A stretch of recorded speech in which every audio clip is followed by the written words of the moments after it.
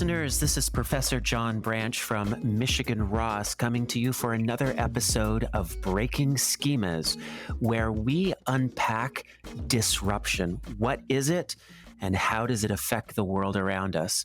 Missing today, unfortunately, is my co-pilot, my co-conspirator, and my co-host, Professor Marcus Collins. However, we have a special guest with us today. We have Dr. Rob Ernst, an alumnus of the University of Michigan and also an employee of the University of Michigan. We're so delighted to have you here. Rob, welcome. Thank you, John. I'm delighted to be here. Rob, I know that you did your undergraduate degree at the University of Notre Dame in sciences with the goal of becoming a physician. Say a little bit more about that. Yeah, I didn't know there was such a thing as first-gen college kids when I went through the process, but kind of identify with that now with some imposter stuff, and probably compensated a lot by just studying a lot and reading a lot and trying to outdo my expectations, which weren't that super high, quite frankly, but got really fortunate when I was at Notre Dame, which was a dream of my mother, coming from a big Catholic family. To get, at least one of her kids to Notre Dame was sort of mission accomplished for her. But while I was there, I had a really influential faculty person take interest in me. He was a science professor, chemistry professor, and also a dean of the freshman year of studies. And he noticed me, which was something that hadn't really happened to me before, and asked to meet with me, which was intimidating at first, but turned out to be really transformative for me, and got curious about me, understood some of my insecurities, and helped simplify my decision making.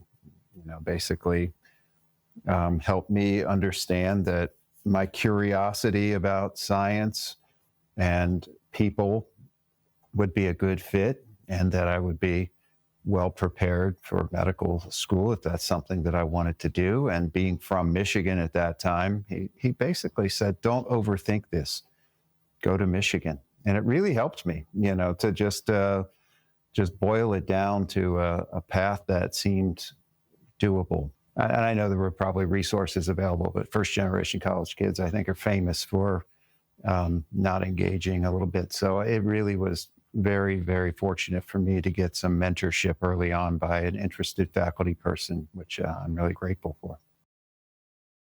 I want to continue in a bit about your incredible career at Michigan, not only medical school, but then as a faculty member, and most recently, if I can use this term, the Anthony Fauci of the University of Michigan.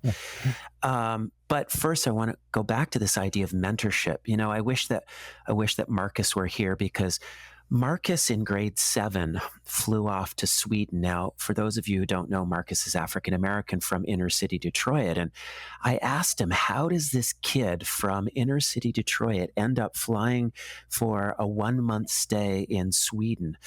And he said almost exactly the same thing as you, Robbie. Said, somebody took an interest in me, somebody believed in me, somebody encouraged me, and somebody even said, you can do it, when I suppose he had never heard that before in his career. And it made such a difference in his trajectory. And high school, he then had another mentor who sent him off to Japan, which he said was incredible to be an African-American wandering around the streets of Tokyo. So can you expand a little bit more on that notion of mentorship? Because clearly it was instrumental in where you are today. Oh, that, it is something that I've attended to, a lot, and tried to get back a little bit too. But, I had some anxieties also about, possibilities, getting through med school and residency and things like that. Again, kind of overcompensated by just working really hard and studying even harder. And, but I also was keen on watching certain people that I wanted to sort of be like, and whether they were formal knew that they were mentors or not, I was, just watching a lot of people. There were a couple of my co-residents who I was really respectful of in terms of their poise, their ability, their compassion and care. And, there were certain aspects about the way they conducted themselves that I would try to be like. That was sort of an informal way of being a mentor. My next real strong mentor is somebody who's still here at the University of Michigan, who was my residency program director at the time, Joe Kolars. He's now in a leadership role in global health and has been in the dean's office at the med school here after an extraordinary set of experiences outside the university in China and at the Gates Foundation and at the Mayo Clinic. But Joe also was someone who I think I use the term noticing a lot. I sat in on a lecture at Ross, actually, one of your colleagues, I'm blanking on their name, but talked about empathy can only occur when you just notice first. We have to kind of get out of ourselves and get curious, about other people. So it's something I try to do myself. But Joe did that with me also. And I remember there was a time when he observed some things in me that he didn't think was great. It was at a time when I was just finished residency and was just working as a clinical instructor, doing some clinical teaching, trying to hone my skills clinically, make some money, pay off my loans. That was the plan.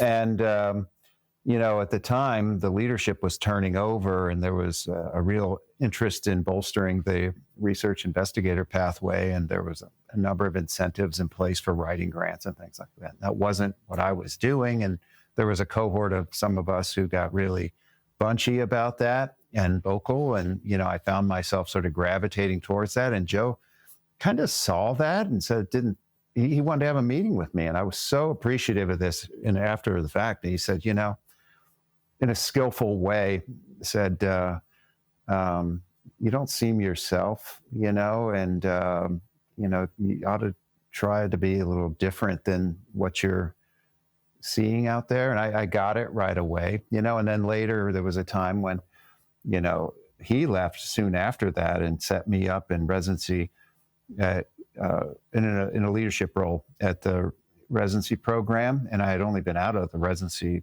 myself for about a year and a half. And I had a lot of insecurities about that. And he said, well, here's another little bit of advice. And I'll never forget this, is that he said,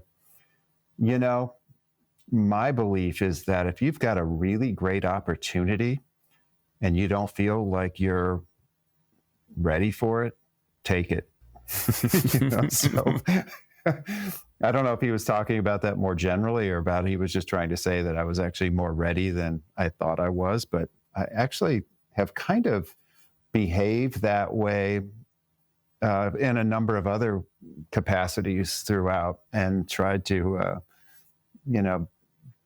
not be afraid to try to blaze a new pathway, even if it seems like a non-traditional pathway. And Joe was really candid with me about his pathway has been sort of non-traditional. His pathway through promotion at the medical school wasn't, the traditional basic science, and was pretty candid about feeling like he needed to sort of, or wanted to push to be recognized for his contributions, not just for traditional scholarly work, but to also, value education and teaching. So he really helped me, with that. This really resonates with me because we often talk about the University of Michigan as being, a multidisciplinary university, leaders invest, yada, yada, yada. But what I've discovered is that the university has been, for me, flexible enough to allow me to be a leader and the best without, hemming me into a very, very traditional pathway. It allows people like you to make these quite massive career shifts without you having to leave and go to another university. Yeah, and the university is oftentimes described as being so decentralized, and almost as if that's, not great or, something like undesirable to be siloed. I actually think for a, a university to be as large and diverse as it is, it's understandable that it's decentralized, and that makes sense. Certain things that I think are more overarching and sort of applicable to the broader community, like when COVID hit, then it became more of an imperative for us to break down some of those silos, start working with some non-traditional partners in service to sort of a kind of overarching thing. So you raised COVID, so we might as well jump there. Tell me about when you got the call. Well, before you lost all your hair and it went gray. Well, look who's talking. Yeah, yeah. I had after a 12-year run as medical director of the health service, I had gone back to the hospital for a few years in a really intriguing role at the medical school. But when the vice president of student life reorganized the health and wellness units within student life, she was able to convince me to come back in a new role as AVP for health and wellness. And in that capacity, I did supervise the health service, the counseling center, disability services, sexual assault awareness and prevention, but stayed really present at the health service. In the spring of 2020, it was a curious thing where our very early spring break really put us at sort of a heightened risk compared to many of our peer institutions. So our campus basically emptied out the last week of February. Students and affiliates all over the world were returning just as things were heating up, not just in China, but in Europe and other places. And it became pretty clear that, to me, we had to get ready for perhaps people coming back from spring break, that we might be seeing cases. We likely would be seeing cases. And what was fresh in my mind was that if this was this second generation of SARS, we remembered in healthcare, how devastating that was, not just the people, but the caregivers, were at significant risk. So I know that institutional leaders were talking about what we might want to do and things like that. But as those conversations were going on, we had cases, and I think that there was a bit of a disconnect between what some people thought was planning, while some of us here were actually in response mode. And it was really frightening when we had a young lady from a student who had been in Italy, who was in our health service on a Tuesday night, behind a door that we were talking to her on a phone, and working with the health department. There was, of course, no testing or anything available, and coordinated with campus security and housing to find an alternate arrangement on the fly. We were there all night taking care of it. And the next morning, I had been part of the emergency operations center when they were still talking kind of planning. And I was like, this is happening, and based on what we know, if the incubation period's, 10 to 14 days, and oh, by the way, next week is St. Patrick's Day. I mean, this could really be crazy. So there were some people there who said, you need to send this message up. And I got dragged basically from the EOC into a meeting with people who in my career I never would have imagined I would have ever been in meetings with. Yeah, so at the leadership meeting, there was a call for consensus on some of these what I would consider more modest, plans. And I just sort of raised my hand and said, I would love to be wrong on this, but I think we ought to just send everybody home before we have a potential disaster this weekend. And I said, I wasn't even, I don't know why I'm even here, but you just put out a call. If everybody agrees, I said, I just don't agree, but that's fine. And luckily, I believe there was someone from the executive officer group there who said, I'm changing my mind based on what Rob just said. And I think we should send everyone home and figure out how to teach remotely. And, let's figure that out. And she said, I hope I'd be wrong. And I would love to be criticized for being like overly cautious here. So it was only after that was what led to the 48-hour sort of pause in instruction, and got everybody home and had to get things started. And it was the next week that things were starting to organize with bigger committees, and things were taking some time. And the president at some point called me and said, Rob, I need you to just make some things happen. And I said, well, I'd never really met the president before.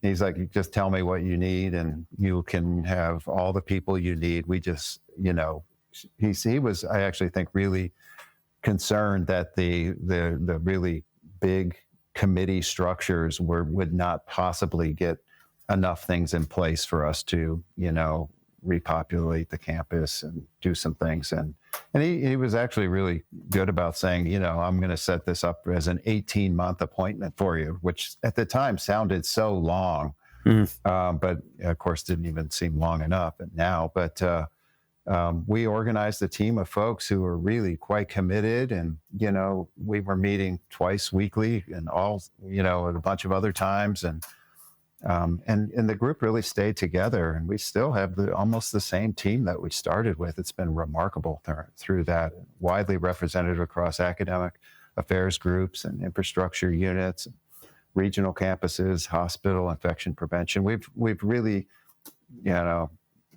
pulled together non-traditional partners who have been quite impressive in what they've been able to do. Not that we did everything right, but.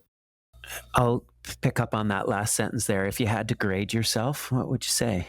Well, it depends on what the what the outcomes were, right? Yeah. And I think that's where I think a lot of people disagree, right? I think that in the setting, and this is how, and it's something that the leadership at the time and I used to talk about in terms of my role in COVID, I kept reflecting on the fact that as a trained general internist, I think compared to many, I have a much higher comfort level with uncertainty, and even making hard decisions with incomplete information is what we do in medicine, right? I mean, you gather information, you collect, do some deeper digging with some tests or some studies or something. And then, you don't know exactly what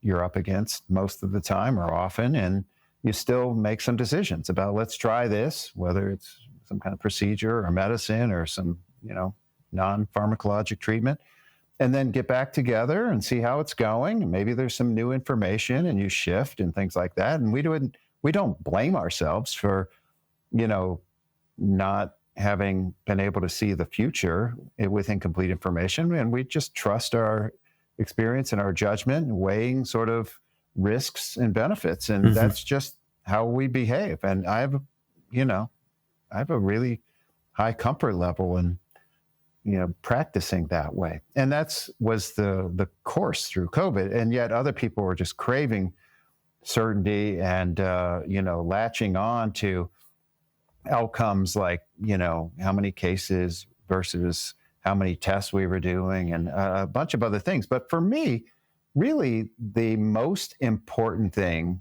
was super clear to me. It's still clear to me to this day, is that I believe that what the university does is really, really important work. And that's, world-class education. That's cutting edge research. That's service to our community. That's providing healthcare to the whole region. And as long as we were able to maintain continuity of those critical functions, that was the most important thing to me. So that's what I felt like our public health practice, our infrastructure that we put up, was not in and of itself trying to win any contests for doing the most tests or having the fewest number of cases or finding every single case of COVID. It was maintaining the core critical operations and really hoping that we didn't have, very serious clinical outcomes, or at least minimize those. Yeah. Yeah. Yeah. Let's jump back a couple of decades to medical school here at Michigan. When you entered, do you think you had any idea that your career would have gone left and right and down the center to all these different experiences? Not a chance. No, I loved everything about medical school. I really did. It was such a great time in my life. I just couldn't. I had a hard time even deciding what specialty I wanted to sort of select. I Hmm. applied originally as an orthopedic surgeon. As you know, I'm a pretty physically big guy, and I like sort of technical stuff too. So I thought, and from a sort of sports medicine, orthopedic surgery career would have been quite rewarding for me. That was sort of my original plan. But the more rotations I did, the more interesting I found the field. So internal medicine became a late decision for me, even in medical school, and it allowed me to stay general in my practice. So I just I am really happy that I landed on general internal medicine. It's I consider myself, we just finished the Olympics. I don't know if, John, you watched a lot of the Olympics. I watched some. I root for the U.S. and Canada, because I have some fondness for our northern, neighbors. But if I were in the Olympics, or at least this is an analogy, because of course I could never be in the Olympics, but what I think about myself in medicine is like the decathlete. At the games there, the decathlon, athletes compete in 10 different events, and then you're scored on sort of aggregate of being across those 10 events, and at the very same meet, the events are some sprints, some long runs, some field events. There are individual competitions going on where every single person, not just the top three or something, every single person in those individual events would be better than the decathletes, right?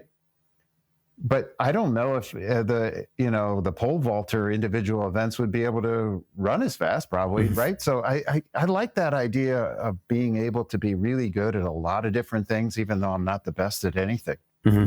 So that was a perfect fit for me, and I've been really pleased with that. But it was not the original plan, no.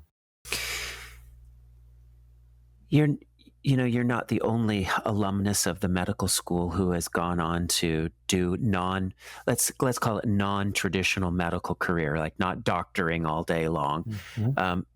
Rather famous alumnus Sanjay Gupta comes to mind, whom the world knows, right, as Mr. Medicine. It was in my wife's med school class. Yes, indeed. What do you think it was? What was that tipping point? If you could point to one thing that got you out of a traditional clinical, or in this case, clinical academic scholarly track, and into health, health behaviors and student life and student health, Mm-hmm. and now wellness for the entire university. Yeah, I wish I could say it was, this, goal-oriented, striving for this my whole life. It was, that really wasn't the case. I just mentioned, my wife is also in medicine, and I have 4 children, one who has really profound intellectual disabilities. And to balance everything, I've had to, make some decisions. And, I'm not saying any one thing is any easier than anything else, but, my wife and I have both made significant changes early on in our career, just to sort of make space for each other and each other's careers and our, children's needs. So that's, call that work-life balance now. And we were doing some of that early on.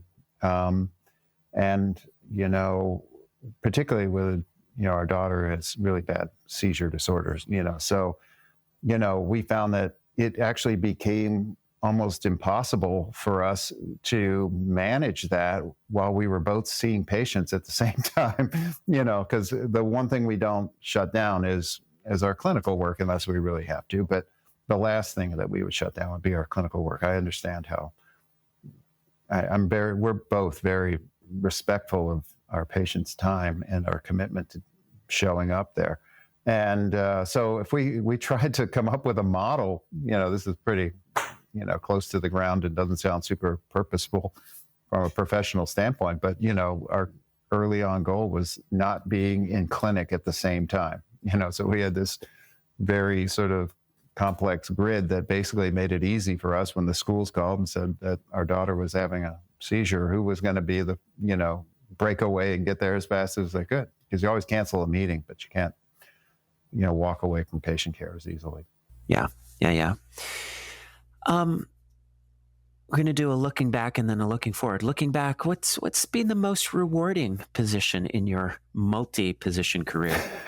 I get asked that, sometimes, even when I was the height of the pandemic, and it was so challenging. And I continued to see patients during that time. I still see patients now. I maintain a clinical practice, even as I'm sort of redefining what it means to be the chief health officer and, building out this well-being collective and trying to tighten up our continuum of care for the campus and things like that. So I've got a lot of things that I'm working on, but I still continue to see patients. And even at the height of the pandemic, even my patients would ask me, because they all knew that I was getting just overwhelmed with, the COVID situation. And they're like, I can't believe you're like breaking away and seeing me. And I'm like, oh, you kidding me? This is my favorite 4 hours of the week, where actually everybody who comes to see me actually, wants my opinion. No, I really treasure my clinical work. And of all my sort of identities that I've had professionally, my clinical work as a primary care physician is the most rewarding part of all of it. It is such a privilege to be charged with the care of a person and their family, and just trusted with deeply personal and challenging issues. I just can't get over the responsibility and the privilege of that. And like I said, when people would ask me, what would you give up? I'd say, well, actually, I kind of love the balance. I love all the different aspects and the variety of my practice. But, my most valued identity professionally is as a primary care physician. I know that you're now an empty nester, or maybe Thursday of next week when you take your 8 days your away. fourth off to university. Yeah. For our listeners, Rob's youngest and my youngest are buddies, and they're both off to university, and we're both empty nesters. So I know you're going to be an empty nester. I also know that you get a call from time to time, headhunters and other academic institutions. What do you think is next on your plate? Well, I have a lot of plans for the campus here. I have no intention to interrupt some of the forward progress we've made institutionally here with regard to our well-being collective. I am so just thrilled by the commitment that our institution has made. And this aspirational goal of being a health promoting university is such a compelling one. And every university is concerned about student mental health. Every student, every university professor is worried about that. And, the approach that all of us have been taking for a long time has been to just add more resources. And that's been important to do that, to try and keep up with demand. And yet the approach that we're undertaking here, and I think objectively more successfully than almost anyone else out there, is also working upstream on our systems and policies to try and address some of the drivers of distress in our community. So that's really exciting to me. And, our executive leadership right now, our provost, I can't speak high enough of the commitment that our provost has to health and wellness of everyone in our community. It is so real, and it's incredible. I think President Ono speaks very openly about his own personal experiences, and is such a champion for health and wellness. I can't imagine being in another position at any other place and being as supported to advance an important body of work as campus health and wellness. So Yeah. I've got big ideas. I think that what we also can continue to do, and what I hope we're able to do, again, is to try and do, as I said, with COVID, where we break down some of the traditional silos and understandably decentralized components of our university to work on something together that matters. And I think health and wellness is one of those things. So I'm excited to continue to work with faculty and our academic affairs partners to try and support them. We're rolling out some initiatives this fall to help build faculty capacity, because they're oftentimes, some of the first folks that students are going to, and they themselves have challenges that I think we can work on together. So working with academic affairs, I think assessment and research of this area is right, but we can help inform peer institutions on how to do this work. So I'm really quite content to keep going with this kind of important work right here at Michigan, where I feel very well supported. Bravo. Go Blue. This brings us to the end, and Marcus and I always try to capture our podcast interviews with a pithy blank as disruptor. Try to thematize what we've just done, and I wrote down 3. But they've changed over the course of the conversation. So I started out as emulation as the disruptor. I thought it was very, very insightful how you said that you began your career and early career and early academic career emulating others, and that helped perhaps disrupt your own career trajectory. So emulation as the disruptor. Then I loved what you said about noticing or observation as the disruptor. Marcus and I often use a phrase that things are only obvious when somebody points them out to you, right? That there really is a skill in noticing. We also like to joke that we think that some of the best anthropologists, some of the best noticers, observers are stand-up comedians, right? Because they identify these little things in life, and then they say them, and we go, yeah, that's it, exactly, that's it, that's how it happens to me. Then I absolutely love your career, the way you jumped around, and I don't mean that in a derogatory way, but you've jumped around pursuing things which were important for you, for your family, for the university. So I had another one. It's variety as the disruptor. But you know what? I think I want to use a different one, and here it is, and see if you like it. Commitment as the disruptor. Because it seems to me that throughout your career, for your family, for this university, for yourself, at the end of the day, what holds all of these experiences together is your commitment. And when you decided to commit to something new, which was important to your family, to your wife, to your career, it was about commitment, including this most recent, very, very important and very impactful aspect, which is health and wellness at the University of Michigan. So I'm gonna call it's commitment as the disruptor. What do you think? Well, I think you're right. I have evolved, no question, and I've had early on kind of navigated what I now see as a first gen kind of experience through noticing. And then I got lucky with some great mentors. I'll actually give credit to my sort of more recent leadership to one of your colleagues, Bob Quinn, through executive education. I'm a voracious reader, and I read a lot, and always trying to learn.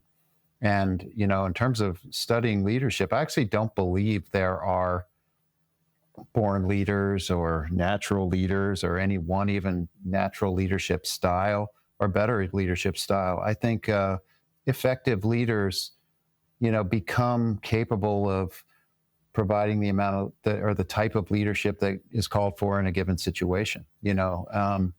And I learned through some readings of Bob Quinn that there is some fundamental properties of leadership. And I'll get to sort of disruption as part of this at the end, if that's okay. Mm-hmm. But, being other focused and purpose driven is really, really important. And I really think about that a lot. So that is part of the commitment part. That's really prominent in my leadership, I think. Make it about other people, not myself.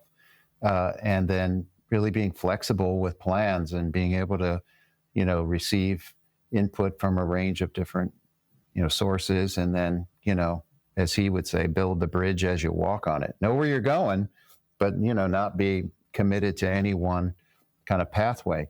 And then the part that I really, and that's been really helpful for me, that building the bridge as you walk on it notion and the fundamental state of leadership that he articulates in his writings.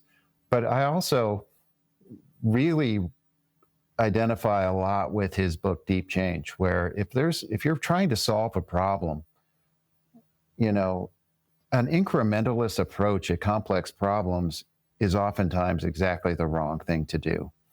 And to have the sort of, team around you who you can build the sort of capacity and the resiliency enough to just do something dramatically different to solve a complex problem is a really important, skill set, I believe, in leadership. And I learned that from Bob Quinn's writings. And I kind of bring that with me and saying, the temptation for us as humans is to, tinker with problems and, add here, reclassify that position, move that person's, blah, blah, blah, as opposed to just saying, if we were trying to solve this problem from scratch, how would we do it? And then just oftentimes it's a completely different approach, which is why, if you think of some of these jobs that I've taken over the years, John, most of my administrative positions have been new positions. When I took on the AVP for health and wellness, actually the associate division chief in general medicine to oversee primary care, we didn't even talk about. That was a new position to try and address some very real hard stressors on people doing primary care work, the clinical people doing that work. And it was a hard new job, and, took that on. And then, of course, the COVID job, and now this revised chief health officer job. It's oftentimes need something completely different than what we've had before to try and take on complex problems. And I think that's sort of inherent in my leadership. Wonderful. Wonderful. Well, dear audience members, thank you for joining me, Professor John Branch from Michigan Ross, for another Breaking Schemas episode, this time with a dear friend, a wonderful colleague, an alumnus of the medical school here at the University of Michigan, Dr. Rob Ernst. Thank you so much for spending time with us today. Oh, it was my pleasure, John. This was really fun, and I really enjoyed it. Thank you. Thanks, everybody, and we'll see you on the next one. Until then, take care. Bye-bye.